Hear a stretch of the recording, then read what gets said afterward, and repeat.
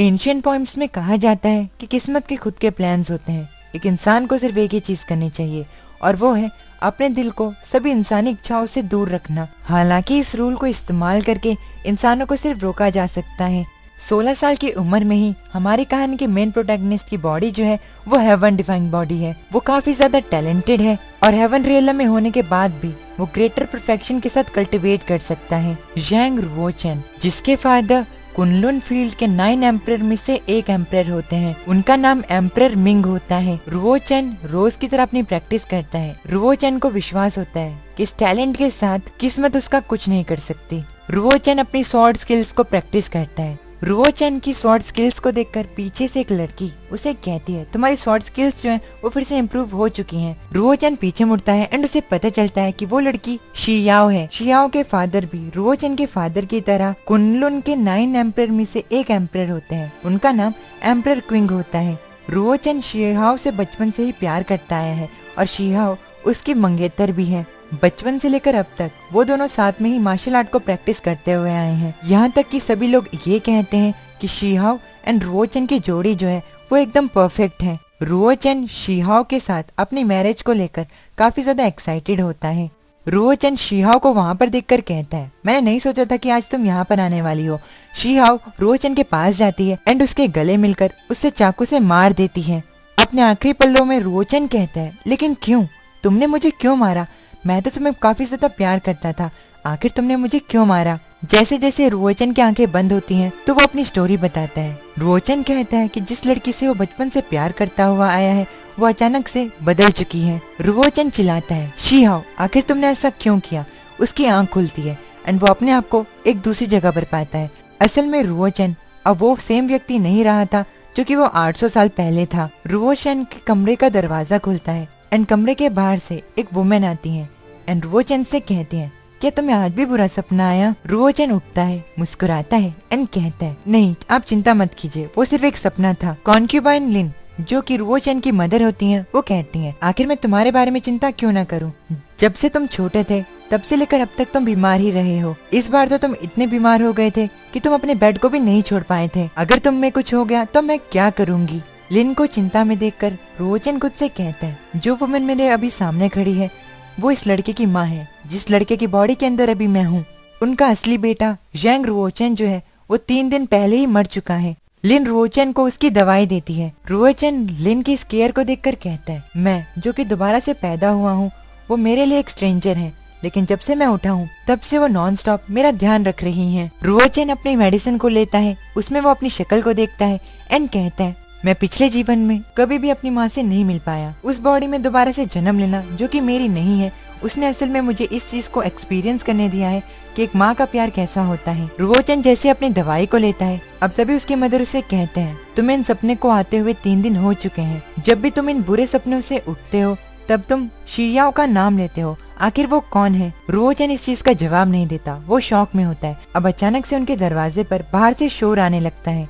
जिस Z palace में रुओचेन होता है उसके बाहर काफी ज्यादा सैनिक होते हैं। जो उस पैलेस की मेड सर्वेंट होती है जिसका नाम यूनेर होता है, वो जैसे उन लोगों से पूछती है कि उनको पैलेस के अंदर आने की परमिशन किसने दी, तभी एक आदमी यूनेर को जोर से पंच मारता है, जिससे यूनेर पीछे जाके एक पिलर से टकराती है एंड उसके मुंह से खून आने लगता है। जिस आदमी ने ये काम किया होता है वो युनवू कमांडरी प्रिंस एंड कॉन्क्यूबन शियाओ का बेटा होता है। वो यूनेर से कहता है, आखिर तुम जैसे एक मेड प्रिंस मेरे रास्ते में आने की हिम्मत कैसे कर सकती है? बाहर के इस हंगामे को होता देख कॉन्क्यूबाइन लिन बाहर आती हैं एंड यूनेर से पूछती हैं, आखिर तुम्हारी ये हालत कैसे हुई? लिन सामने देखती है तो उसे पता चलता है कि ये काम 8th प्रिंस ने किया है। लिन 8th प्रिंस से कहती है, ये जेड पैलेस है 8th प्रिंस, चाहे तुम एक प्रिंस भी हो उसके बावजूद भी तुम ऐसे ही इसके अंदर नहीं आ सकते। इस बात को सुनकर 8th प्रिंस हंसता है एंड कहता है, मुझे क्वीन ने कमांड दी है कि मैं आपको और मेरे 9वें भाई को जीआई साइड हॉल में मूव कर दूं।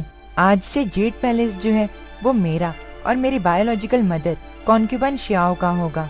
8th प्रिंस की इस बात को सुनकर लिन के पास कोई और चारा नहीं होता और उसे इस चीज को ना मानते हुए भी मानना पड़ता है। लिन यूनियर को अपने साथ अंदर लेकर जाने लगती है एंड 8th प्रिंस से कहती है, हम कल यहाँ से जीआई साइड हॉल में चले जाएंगे। ये सुनकर 8th प्रिंस उसे रोकता है एंड कहता है, मेरी मॉम ने कहा कि उन्हें आज ही जेड पैलेस के अंदर आना है, इसीलिए तुम लोगों को अभी यहाँ से निकलना होगा। ये सुनकर लिन हैरान हो जाती है एंड कहती है लेकिन 8th प्रिंस, आपको पता है कि आपका 9th ब्रदर जो है उसकी हेल्थ काफी ज्यादा खराब है, समय भी बहुत ज्यादा हो चुका है और बाहर तो बहुत ज्यादा ही ठंड है। लिन 8th प्रिंस को समझाने की कोशिश करती है, लेकिन तभी 8th प्रिंस उसे कहता है लिन, बाहर इस दुनिया में काफी ज्यादा गरीब लोग हैं जो कि ऐसे ही घूम रहे हैं, लेकिन वो सभी लोग मदद के लायक नहीं हैं। अगर मेरा 9th ब्रदर इतना ही ज्यादा कमजोर है तो उसका जिंदा रहने का क्या फायदा। इस बात को सुनकर लिन के आंसू आ जाते हैं एंड वो रोते हुए 8th प्रिंस से कहती है लेकिन वो तुम्हारा भाई है। रुओचन को भी बाहर की सारी चीजें अंदर तक सुनाई देती हैं। वो अपनी बॉडी की सारी स्ट्रेंथ को यूज करके बाहर आता है एंड अपनी मॉम से कहता है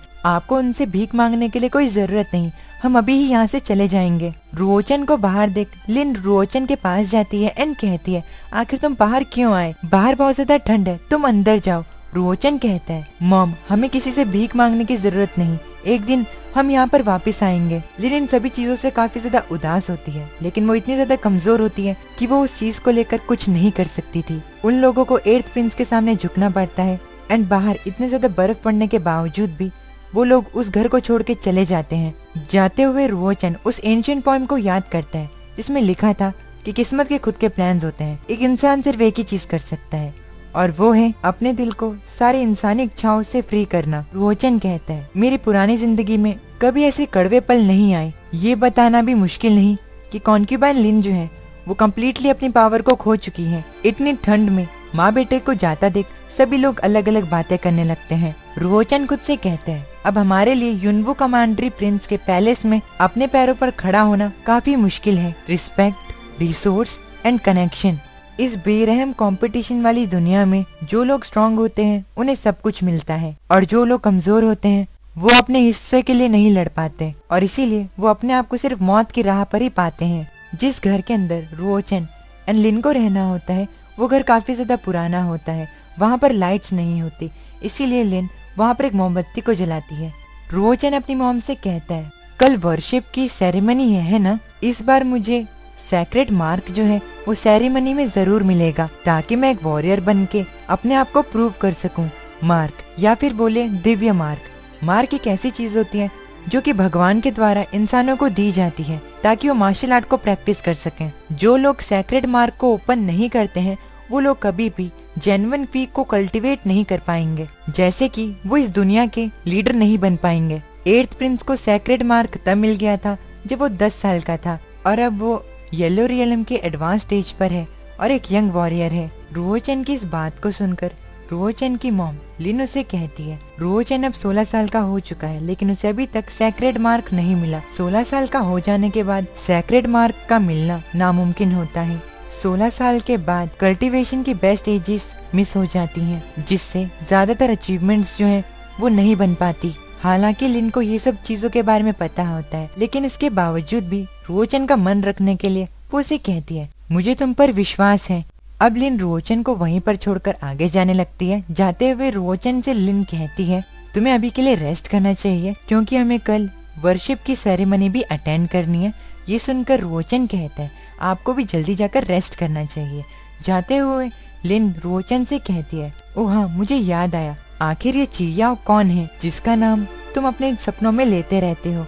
रुओचन इस बात को सुनकर अपनी मॉम से कहता है आपको कोई गलत फहमी हुई है, आपने जरूर गलत सुना होगा। ये सुनकर लिन कहती है अगर ऐसी बात है तो ठीक है, कभी भी 2 वर्ड्स को दोबारा से मत बोलना, शियाओ। यहाँ तक कि अपने सपनों में भी इसका नाम मत लेना, क्योंकि शियाओ नाम जो है उसी ने 9 एम्पायर्स को एक साथ मिलाकर एक बड़ा सेंट्रल एम्पायर बनाया है। और महारानी का नाम डायरेक्टली बोलना काफी ज्यादा खराब है। अगर किसी ने तुम्हें इनका नाम लेते हुए सुन लिया तो वो लोग तुम्हें मार देंगे। रुओचन इस बात को सुनकर कहता है आप चिंता मत कीजिए, मैं कभी भी इसका नाम दोबारा नहीं लूंगा।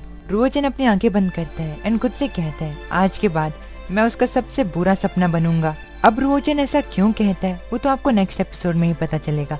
आज के लिए इतना ही, मैं मिलता हूँ लोग किसी नेक्स्ट वीडियो में। तब तक के लिए अपने फैमिली का ख्याल रखना, वीडियो को लाइक कर देना, चैनल पे नए हो तो सब्सक्राइब कर देना। माता नहीं।